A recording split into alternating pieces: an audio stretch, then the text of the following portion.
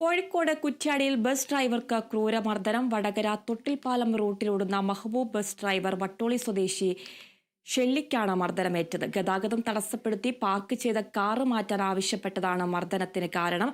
സംഭവത്തിൽ കോഴിക്കോട് സ്വദേശി മുഹമ്മദിനെതിരെ കുറ്റ്യാടി പോലീസ് കേസെടുത്തു.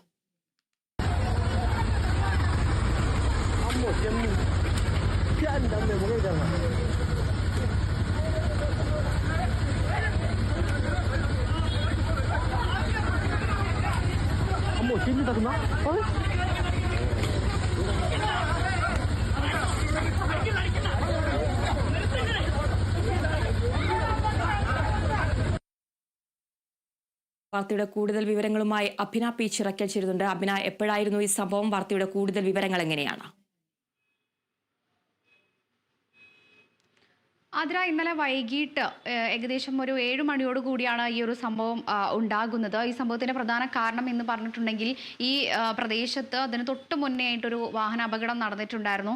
ഈ അപകടത്തിന് ശേഷമാണ് ഈ കാറ് ഒരു സൈഡിലേക്ക് ഒതുക്കി വെച്ചിട്ടുണ്ടായിരുന്നത്.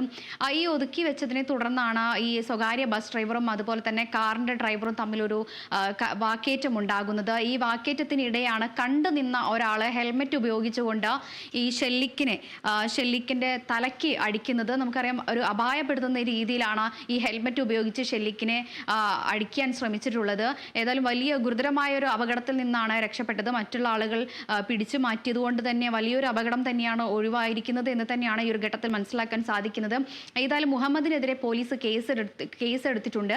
അതോടൊപ്പം തന്നെ ഈ കാറ് ഗതാഗത തടസ്സം സൃഷ്ടിച്ചുകൊണ്ട് ഈ കാറ് നിർത്തിയിട്ടതാണ് ഇത്തരത്തിലൊരു ഈ ഒരു വാക്കേറ്റത്തിനും അതുപോലെ തന്നെ കയ്യാങ്കളിയിലേക്ക് ഉണ്ടായ ഒരു സാഹചര്യം എന്ന് പറഞ്ഞിട്ടുണ്ടെങ്കിൽ, ഏതായാലും ഈ ഒരു സംഭവത്തെ തുടർന്ന് പോലീസ് കേസെടുക്കുകയും ചെയ്തിട്ടുണ്ട്. ഷെല്ലിക്കിനെ ആശുപത്രിയിൽ പ്രവേശിപ്പിക്കുകയും വലിയ കുഴപ്പമില്ലാത്തതിനാൽ തന്നെ ഷെല്ലിക്കിനെ ഇന്നലെ തന്നെ ആശുപത്രിയിൽ നിന്ന് വീട്ടിലേക്ക് എത്തുകയും ചെയ്തിട്ടുണ്ട്. നിലവിൽ ഷെല്ലിക്ക് വീട്ടിൽ തന്നെ തുടരുന്ന ഒരു സാഹചര്യമാണുള്ളത്. ആതിര.